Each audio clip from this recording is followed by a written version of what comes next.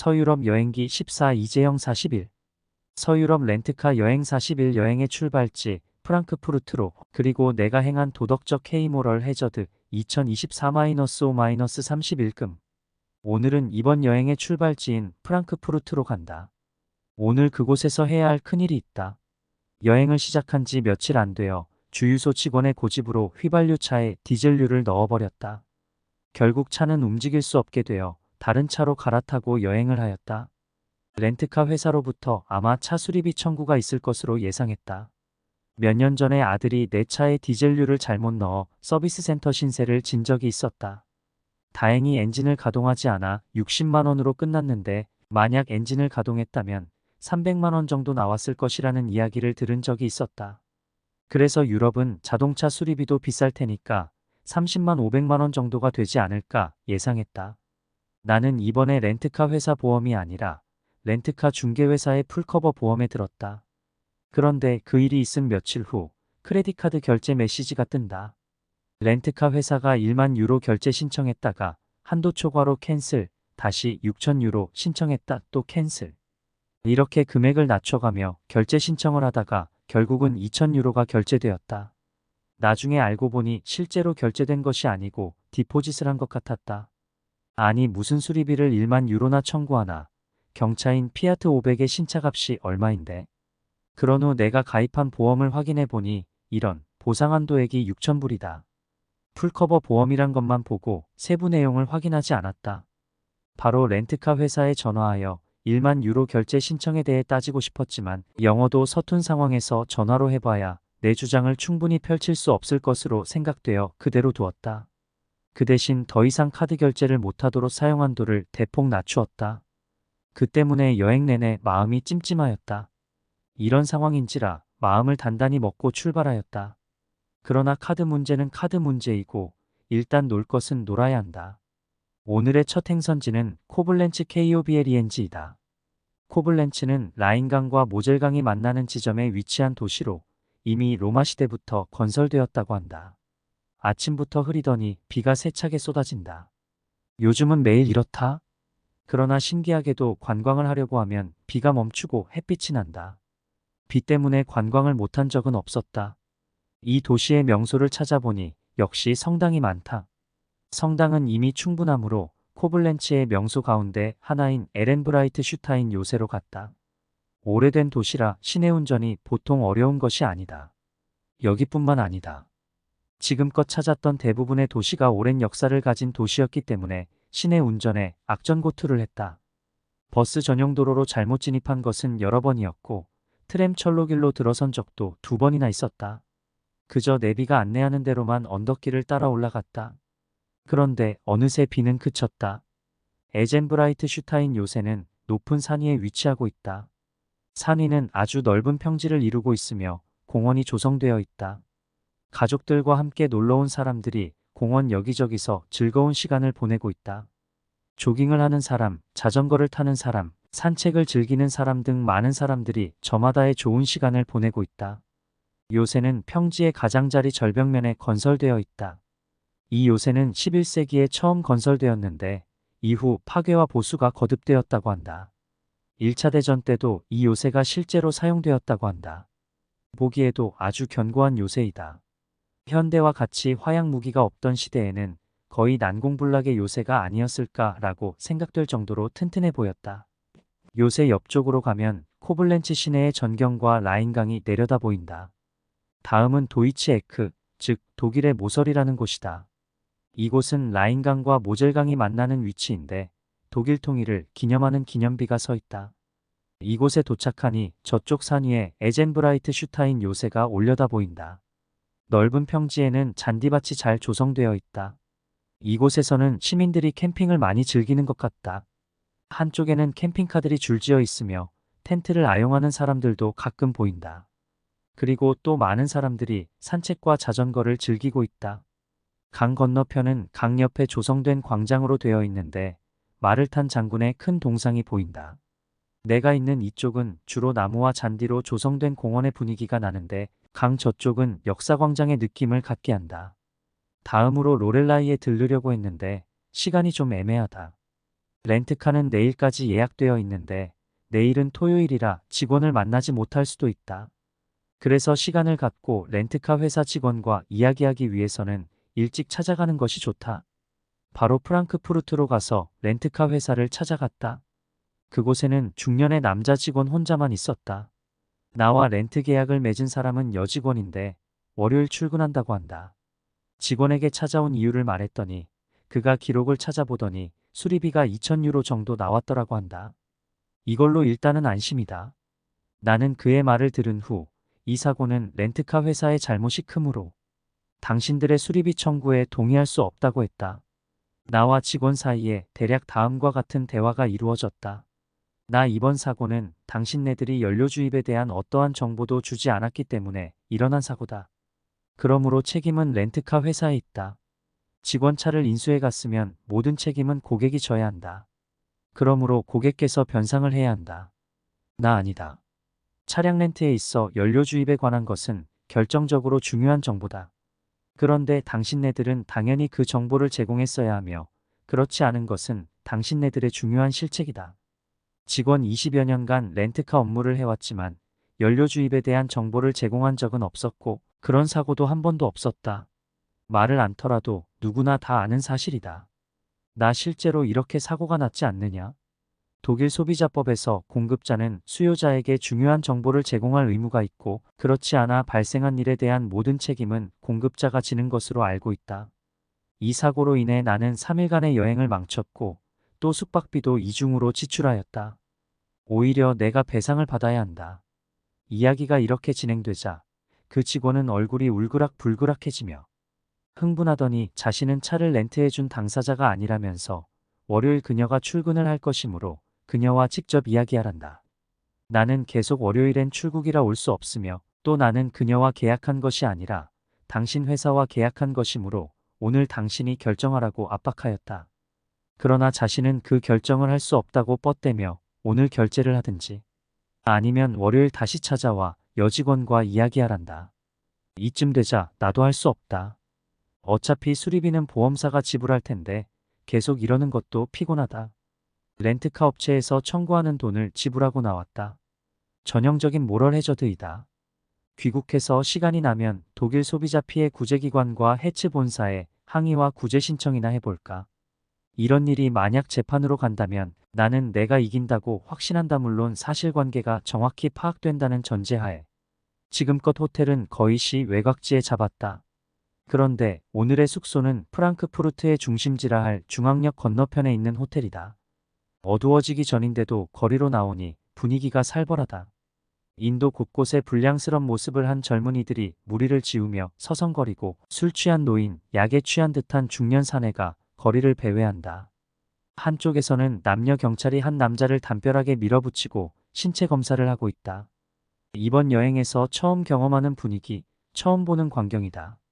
서유럽 렌트카 여행 42, 프랑크푸르트 관광 2024-6-1목. 이쯤에 일어나니 또 비가 내린다. 월요일 귀국까지 특별한 스케줄이 없으니 느긋하다. 비를 핑계로 방 안에서 뒹굴거리며 느긋한 시간을 보낸다. 오랜만에 즐기는 여유 있는 하루이다. 오후 2시 무렵이 되니 비가 그친다. 방 안에 있기보다 프랑크푸르트 시내를 둘러보기로 했다. 프랑크푸르트는 인구 75만으로 독일에서 5번째 큰 도시이다. 그리고 독일 금융의 중심지이며 유럽 교통의 허브로 알려져 있다. 이런 이유로 외국인들도 많이 거주하고 있는데 독일에서 외국인 비율이 가장 높은 도시란다. 호텔을 나섰다. 한낮이라 어제 저녁 같은 약간 으스스한 분위기는 느낄 수 없다. 나는 술이라면 가리는 것이 없는데 맥주도 꽤 즐기는 편이다. 내게 있어 제일 맛있는 맥주는 더운 여름날 밤 편의점이나 동네 슈퍼 앞에 쳐둔 파라솔 밑에서 마시는 맥주이다. 그런데 이곳에도 그런 스타일의 가게가 많이 보인다. 각종 술과 안주거리를 팔고 있는 가게가 가게 밖에 드럼통 탁자나 작은 테이블을 놓아두고 있다. 그러면 손님들이 술과 안주를 사들고 나와 그곳에서 서서 술을 마신다. 나도 끼어 맥주 한잔 하고 싶지만 집사람이 있어 그럴 수 없다. 프랑크푸르트의 명소를 검색하면 항상 1, 2등을 차지하는 곳이 레머 광장과 프랑크푸르트 대성당이다. 두 곳은 서로 가까운 곳에 있어 먼저 레머 광장 ROMERBERGU로 갔다. 호텔에서 슬슬 걸어갈 수 있는 거리이다. 프랑크푸르트는 오래된 도시라 중세풍의 건물과 거리가 유명하다. 레머 광장으로 가는 도로 옆에도 중세풍의 건물들이 늘어서 있다. 그러나 대부분은 그렇게 오래된 건물은 아니며 현대에 새로 지은 중세 스타일의 건물 같아. 가는 도중에 작은 조각 분수가 보인다. 아름다운 분수이지만 주인공이라 할 가장 위의 여성 조각상이 별로인 것 같다. 상당히 오래되어 보이는 큰 석조 건물이 보인다. 나름대로 꽤 알려진 건물인 것 같은데 검색을 해보니 모두 독어로만 나와 있어 무엇인지는 모르겠다. 조금 더 가니 꽤 넓은 광장이 나오고 광장 끝에는 높은 빌딩이 서 있다. 이번 여행에서 유럽 여러 도시를 둘러보았지만 고층 건물은 거의 볼 수 없었는데 프랑크푸르트에서는 상당히 많은 고층 건물이 있다. 빌딩 앞에는 EU 로고 상이 설치되어 있다. 바로 유럽중앙은행 건물이다. 걷다 보면 도로 옆에는 대부분 현대에 건설한 건물이지만 중간중간에 아주 오래된 듯한 건물이 나타난다.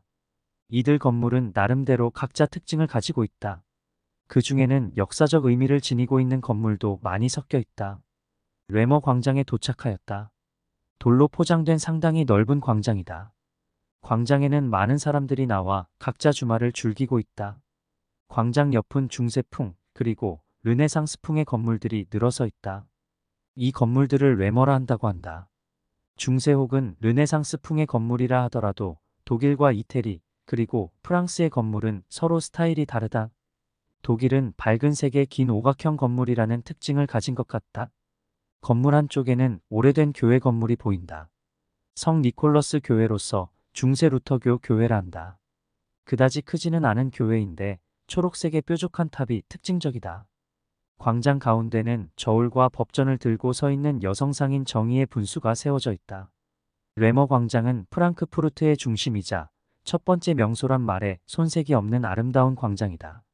프랑크푸르트 대성당은 레머 광장 근처에 있어 레머 광장에서 첨탑이 보인다. 대성당이라는 이름이 붙었지만 지난 한 달 동안 크고 아름다운 성당을 두루 보아온 내게는 소성당으로밖에 보이지 않는다.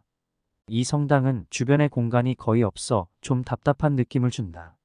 정면에는 광장이라기보다는 마당이란 말이 적당할 정도의 작은 공간이 있지만 옆면과 뒷면은 좁은 골목길에 불과하다. 이 성당은 우리의 삼국시대인 7세기 초에 처음 건립되었으며 현재의 건물은 1315세기에 걸쳐 건설되었다고 한다. 16세기 중반 이후 200년 이상 신성로마 제국의 황제 대관 시기 여기서 이루어졌다고 한다. 이렇게 보면 이 건물은 외관 이상으로 깊은 역사성을 가지고 있다 할 것이다. 성당 앞면에는 부조 조각이 새겨져 있는데 프랑스나 이태리에 비해서는 수준이 떨어지는 느낌이다. 다음은 자일지이아이엘 거리이다. 이곳은 쇼핑의 거리로 많은 상점과 백화점 그리고 레스토랑들이 몰려있다. 특별히 살 것도 없고 끌리는 식당도 없어 걸으면서 주위 구경을 했다. 걷다 보니 먹거리 장터도 보인다. 아직 한낮인데도 불구하고 많은 사람들이 삼삼오오 모여 술을 즐기고 있다. 걷다 보니 아주 고풍스런 석조 건물이 보이는데 프랑크푸르트 지방법원이라고 한다. 조금 더 가니 구텐베르크 동상이 나온다. 꽤 걸었다. 이제 슬슬 숙소로 돌아가야 한다. 이번 여행에서 가장 여유롭게 보낸 하루였다. 내일은 뭘 하나? 서유럽 렌트카 여행사 13 프랑크푸르트 마인 강변 산책 2004-6-1 이번 여행은 강행군이었다. 거의 휴식 없이 도시 사이를 이동하고 목적지에 도착하면 대개 도보로 관광을 하였다. 어떤 날은 3만 보 이상을 걷기도 했으며 이동 시간이 길었던 며칠을 제외하고는 최소한 10,000보 이상은 걸었다. 그러다 보니 저녁만 먹으면 잠이 쏟아졌고 낮에도 관광을 하면서 잠깐 쉬는 사이에는 깜빡 졸곤 했다.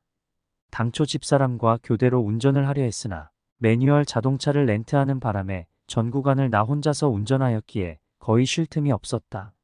71세의 나이로는 꽤 무리를 한 셈이다. 그런데 지금까지 그렇게 쏟아지던 잠이 프랑크푸르트에 와서 완전한 여유 시간을 가지니 어디론가 달아나 버렸다.